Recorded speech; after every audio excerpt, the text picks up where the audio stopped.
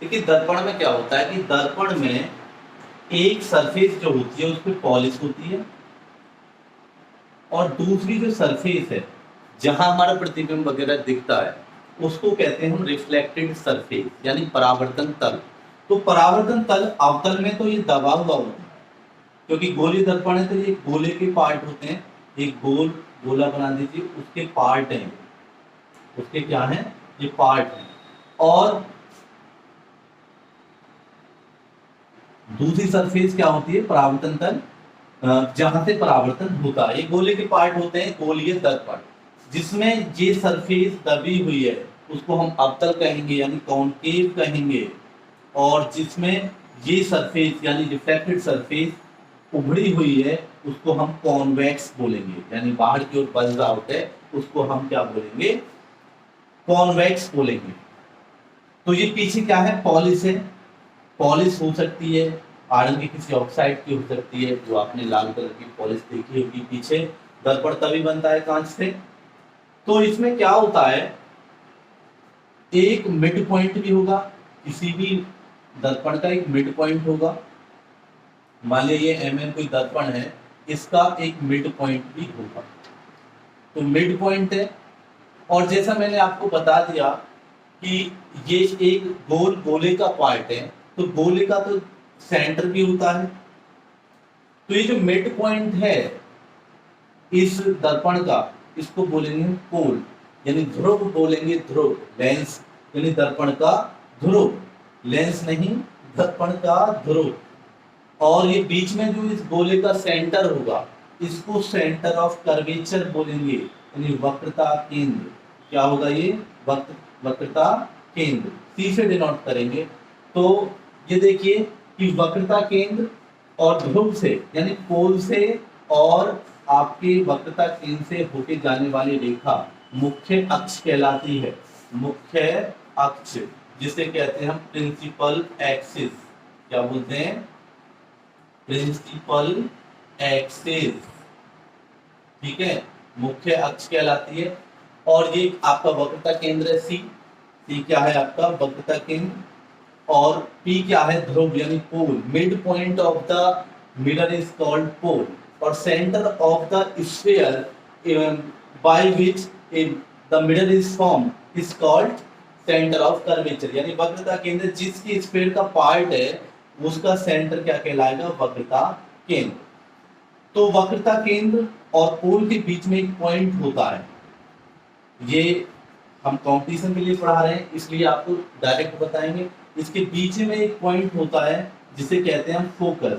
यहीं पे सारी फोकस उसे कहते हैं कि जहां पे सारी जो रिफ्लेक्टेड रेज हैं, यानी परावर्तन होने के बाद जितनी भी रेज हैं वो मिलती हैं या वहां से आती हुई प्रतीत होती हैं, उसको हम कहते हैं फोकस। तो ये कौन सा लेंस है ये आपको पता ही होगा, ये हम अवतल के बारे में इन चीजों को पढ़ रहे हैं, उत्तर में भी हम इन चीजों को बताने वाले हैं कहाँ कैसे कैसे होगा। आप इसमें अवतल लेंस में आपको दिख रहा होगा कि अवतल लेंस का जो परावर्तन तल है उसके सामने फोकस भी है और सेंटर ऑफ कर्वेचर भी है। ये दोनों चीजें आपको नजर आ रही होंगी।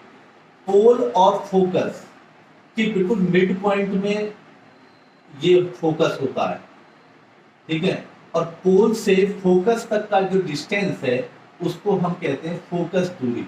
ये पॉइंट हो गया, इस पॉइंट से इस पॉइंट तक की दूरी क्या है, फोकस दूरी, यानी पोल और फोकस के बीच की दूरी फोकस दूरी कहलाती है। The distance between focus and pole is called focal length. और ये सेंटर ऑफ कर्वेचर है आपका, ये सेंटर ऑफ कर्वेचर है और ये पोल है। यहां तक का जो डिस्टेंस कहलाएगा ये वक्रता त्रिज्या, यानी रेडियस ऑफ कर्वेचर। ये क्या है, वक्रता त्रिज्या। तो समझ में आ रहा होगा।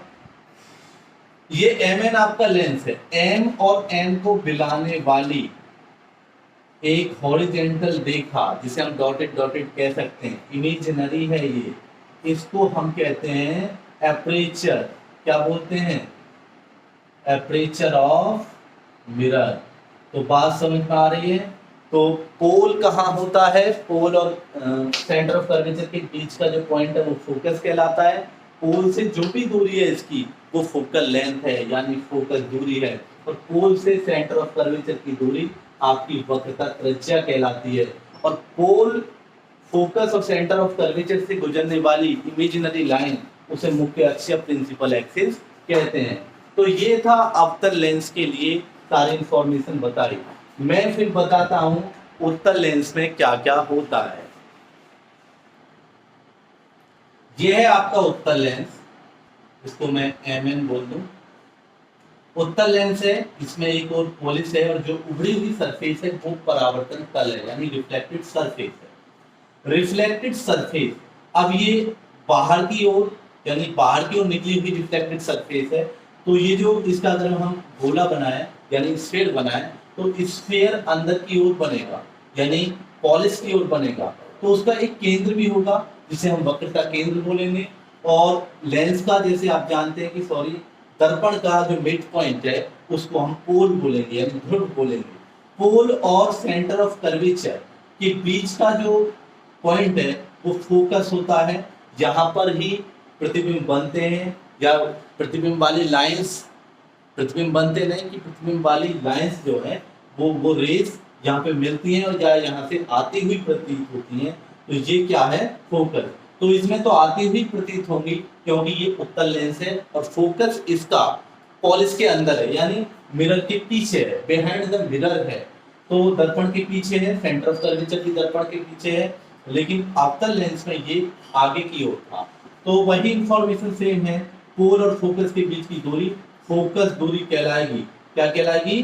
फोकस दूरी। तो ये पोल और फोकस के बीच की दूरी, फोकस दूरी पढ़ेंगे आप, फोकल लेंथ। और पोल और सेंटर ऑफ कर्वेचर के बीच का डिस्टेंस, उसको आप क्या बोलेंगे? उसको बोलेंगे आप वक्रता त्रिज्या। वक्रता त्रिज्या बोलेंगे पोल और सेंटर ऑफ कर्वेचर, यानी वक्रता केंद्र से ध्रुव तक की दूरी वक्रता त्रिज्या कहलाएगी। और जो पोल से इमेजिनरी लाइन निकल रही है उस इमेजिनरी लाइन को आप नाम देंगे मुख्य अक्ष या प्रिंसिपल एक्सिस। तो मुख्य अक्ष या प्रिंसिपल एक्सिस बोलेंगे। ये थी साधारण जानकारी गोलीय दर्पण के बारे में। अभी भी कोई क्वेश्चन हो तो आप पूछ सकते हैं इन द कमेंट सेक्शन। तो सारी चीजें आप ऐसे ही पढ़ते रहें और हंसते रहें, मुस्कुराते रहें, बने रहें इस चैनल के साथ। तो आगे हम इसमें डिस्कस करने वाले हैं, जो इसमें हम प्रतिबिंब बताए, प्रकाश बताया और कौन कौन से दर्पण होते हैं, ये सब चीजें हमने इस लेक्चर में डिस्कस की है। ठीक है, तो ये सब चीजें आप एक बार रिवाइज करें जिससे अच्छे से आप चीजों को समझ सकें।